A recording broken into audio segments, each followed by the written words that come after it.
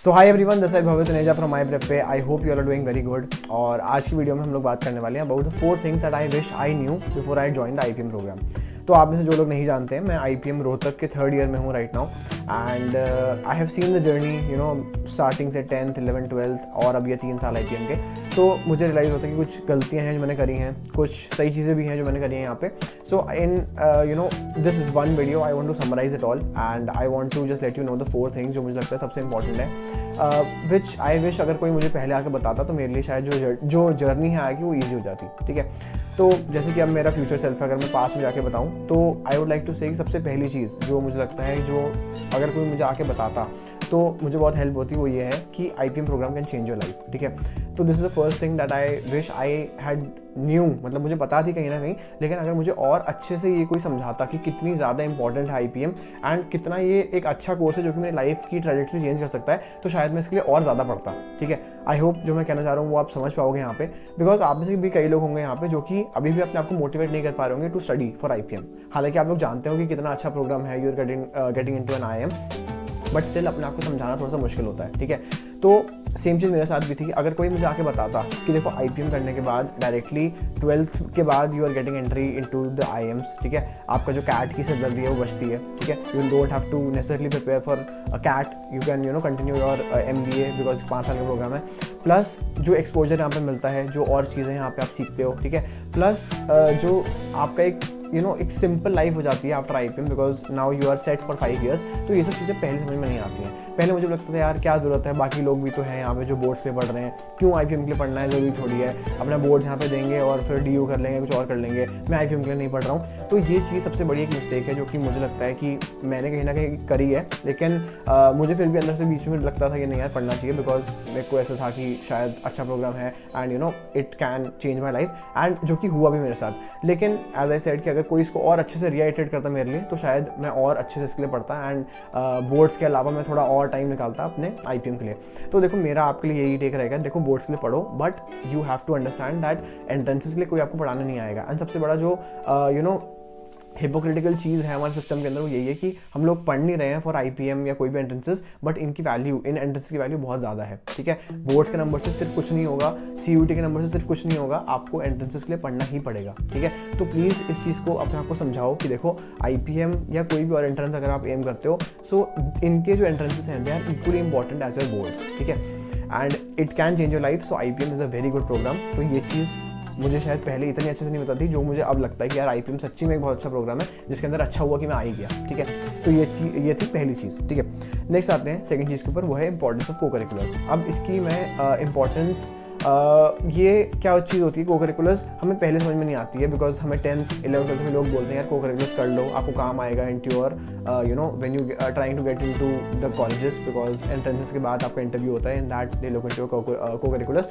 But अगर again मुझे किसी ने बताया होता कि को करिकुलर्स इतने इंपॉर्टेंट होते हैं एंड कॉलेज में आने के बाद भी उतने ही इंपॉर्टेंट रहते हैं, तो शायद मैं फर्स्ट ईयर से और ज़्यादा जो आपके कॉम्पिटिशन्स आते हैं, जो आपका और कोई यहाँ पे सर्टिफिकेशंस हैं, तो मैं फर्स्ट ईयर से ही उन चीज़ों पे और फोकस करता। तो को करिकुलर्स ना ही आपके स्कूल लाइफ में इंपॉर्टेंट है, मतलब स्कूल लाइफ में इंपॉर्टेंट है ही हैं आपके, लेकिन अगर आप कॉलेज में आ जाते हो, भले ही फिर वो आईपीएम हो या कोई और प्रोग्राम हो, यू शुड अंडरस्टैंड कि आपके को करिकुलर्स एक बहुत मेजर रोल प्ले करेंगे आपकी लाइफ के अंदर, because these co-curriculars are the only things that can set you apart from others and आपकी सीवी को स्ट्रॉन्ग कर सकते हैं। इसके अंदर आप क्या क्या कर सकते हो, आप अपना इंटर्नशिप कर सकते हो, you can do some courses जो कि आपके जिनके जेन्युइन सर्टिफिकेट्स हों आपके पास। ठीक है, एंड जिससे आपने जेन्युइनली कुछ सीखा हो, यानी कि अगर आपने एसईओ का कोर्स किया है तो एसईओ आपको करना आना भी चाहिए। ठीक है, ऐसा नहीं है कि आपने सिर्फ सर्टिफिकेट ले लिया, बिकॉज वो जो स्किल है वो ज़्यादा इंपॉर्टेंट है, सिर्फ सर्टिफिकेट से काम नहीं चलेगा। ठीक है, तो suppose SEO, digital marketing, photography, कुछ भी है आपका, उस चीज़ को आपको स्टार्टिंग से बिल्ड करना बहुत ज़रूरी है।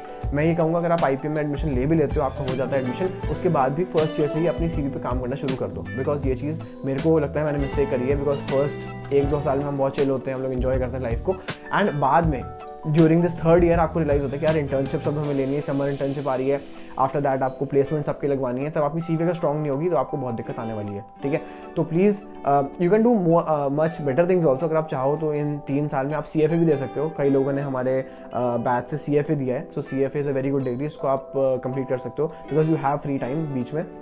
सो आपकी स्टडीज़ के साथ साथ आप इन चीज़ों को मैनेज कर सकते हो। अगर आपको लगता है मेरी कोई और हॉबी है, कुछ और मेरे को स्टार्टअप करना है, तो वो भी आप इस टाइम में ट्राई कर सकते हो, बिल्कुल करना चाहिए, ठीक है। तो अगर कोई और मतलब मेरा फ्यूचर सेल्फ मुझे आके बोले, मेरे पास्ट वाले सेल्फ को, तो मैं ये बोलूँगा कि यार जितने ज़्यादा सर्टिफिकेशन, जितने ज़्यादा एक्स्ट्रा चीज़ें कर सकते हो उतनी करो। सिर्फ रूम में बैठे कुछ नहीं होगा, सिर्फ IPM में एडमिशन लेके कुछ नहीं होगा, आपको उसके बाद भी बहुत मेहनत करनी पड़ेगी, ठीक है। थर्ड चीज़ पे आते हैं, इंपॉर्टेंस ऑफ कनेक्शंस। जब आप IPM में आते हो तो आपका सबसे बड़ा जो रिसोर्स है, जिसके ऊपर हम लोग टैप इन नहीं कर पाते हैं एंड करना चाहिए, वो मुझे लगता है कनेक्शंस है। कनेक्शंस भी ऐसे नहीं बनाने होते कि आपने सबको इंस्टाग्राम में फॉलो कर दिया, सबको आपको लिंक्डइन में फॉलो कर दिया। इन कनेक्शंस कोई फ़ायदा नहीं है, ये आपके यूजलेस कनेक्शंस हैं। अगर आपने ऐसे IIM के लोगों को कनेक्ट अपने साथ कर भी लिया, यू हैव टू स्टार्टिंग से, फर्स्ट ईयर से ट्राई करो कि जितने अच्छे एंड फ्रूटफुल कनेक्शंस आपके बन सके, जिनके साथ आपके जेन्युइन कनेक्शंस हो, वो बनाओ। ज़रूरी नहीं है आपके बहुत 100 कनेक्शन होने चाहिए, आप भले ही 10 बनाओ, लेकिन 10 ऐसे अच्छे दोस्त बनाओ जो कि आपके IIMs में हो, ठीक है। सपोज IIM इंदौर से आपकी दोस्ती होगी किसी के साथ, रोहतक में, रांची में, तो basically once you get into this IPM and you get into the IIM culture, तो आपके जो नेटवर्क है वो बहुत बड़ा हो जाता है and you are sitting and you are connected with the brilliant, मतलब most brilliant minds all around the country, ठीक है। तो इस चीज़ का प्लीज़ ध्यान रखना। तो भले आप किसी भी कॉलेज में जाते हो, मैं आपको ये कहूँगा कि नेटवर्किंग बहुत इंपॉर्टेंट है। नेटवर्किंग, फेक नेटवर्किंग नहीं, जेन्युइन नेटवर्किंग। मतलब ऐसा नहीं बस आपको फॉलो करना है, फ्रेंड रिक्वेस्ट सबको भेज दिए, कोई इसका फायदा नहीं है। ऐसे लोग बनाओ जो आपको आगे जाके काम भी आए, ठीक है, वही चीज़ आपको आगे जाके हेल्प करेगी। देन हम लोग आते हैं अपने फाइनल पॉइंट की तरफ। फाइनल पॉइंट ये है कि अगर मुझे किसी ने बताया होता पहले कि IPM का एग्जाम इतना ईजी होता है, तो अगेन मैं बहुत अच्छे से इसके लिए पढ़ता एंड शायद मैं इतना डीमोटिवेटेड ना होता अपने स्टार्टिंग के 11th एंड 12th वाली ईयर्स के अंदर। बिकॉज स्टार्टिंग मुझे लगता था यार IPM एग्जाम है यार, डिफिकल्ट होगा, एंट्रेंस है, क्वांट्स है, LR है, वर्बल है, ये सब चीज़ें कैसे होंगी। पहले सब कुछ देख के हाथ पैर फूलते हैं, तो हम लोग डर जाते हैं, मुड़ जाते हैं वहाँ से, ठीक है। लेकिन आप अगर ये चीज़ रियलाइज करो कि यहाँ पे कितना अभी कम कंपटीशन है एंड कितना आपका जो एग्ज़ाम है उसका लेवल मतलब इतना डिफिकल्ट नहीं है एंड बहुत ही एक मॉडरेट एंड अचीवेबल लेवल का आपका एग्जाम आता है, तो इस चीज़ को अगर आप ध्यान में रखोगे एंड अगर मुझे भी कोई पहले बताता तो शायद मैं इतना डरता नहीं एग्जाम से एंड मैं और ज़्यादा उसके लिए पढ़ता, ठीक है। बिकॉज मुझे भी कहीं ना कहीं अपने आप को हम लोग एक्सक्यूजेज ढूंढते हैं कि नहीं यार IPM बहुत डिफिकल्ट है, नहीं हो पाएगा हमसे, अभी मैनेज नहीं हो पाएगा, अभी बोर्ड भी चल रहे हैं मेरे। तो इस चीज़ से आपको अपने आप को निकालना पड़ेगा, ठीक है।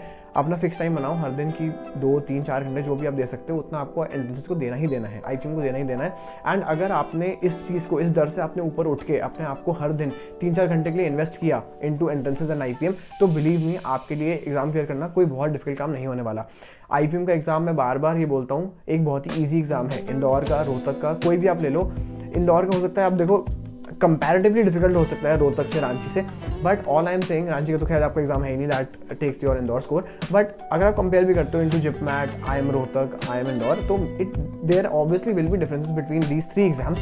बट अगर आप इनको कंपेयर करो एक बड़े लेवल के ऊपर बाकी और एग्जाम्स है आपके JEE वगैरह, तो अभी इतना कंपटीशन नहीं है इसके अंदर। आपको ये चीज़ समझनी होगी कि अभी गोल्डन अपॉर्चुनिटी, गोल्डन एरा चल रहा है, इसके अंदर आप IIM में जा सकते हो, आपको बहुत अच्छा अपॉर्चुनिटी मिल रहा है यहाँ पे, इसको प्लीज़ वेस्ट मत करो, ठीक है। तो मेरे हिसाब से ये जो 4 पॉइंट थे, ये ऐसी चीज़ें हैं जो कि अगर मुझे पहले पता होती तो मेरे लिए शायद और आसान होता, या मैं और अच्छा कर रहा होता, मे बी, ऐसा आप मान लो। So I am obviously really happy with what has happened with me. जो मैं IIM रोहतक में आया, मेरी बहुत अच्छी ग्रोथ हुई, I started this YouTube channel also and I am really happy. But मेरे को ऐसा लगता है कि देखो, once you go past this stage ना, तब आपको अपनी गलतियाँ कुछ समझ में आती हैं। So all I want is that ये जो मेरी मिस्टेक्स हैं, इनसे आप लोग सीख लो एंड आप लोग इन चीज़ों को रिपीट फ्यूचर में ना करो, ताकि आप मेरे से भी ज़्यादा तरक्की करो, ठीक है।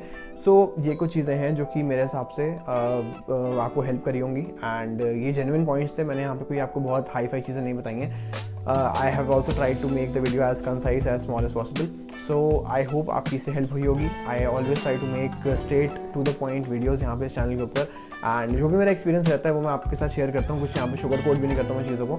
So that is all for today's video. I hope आपको आज की वीडियो से कुछ हेल्प हुई होगी। अगर आपको वीडियो अच्छी लगी तो प्लीज़ लाइक करना, शेयर करना एंड सब्सक्राइब करना, and also in the comments let me know of any other doubts that you have and any other topics that you want me to make a video on. So I will be more than happy to help you out. So that's all for today. I'll see you in the next video. Till then, take care and bye bye.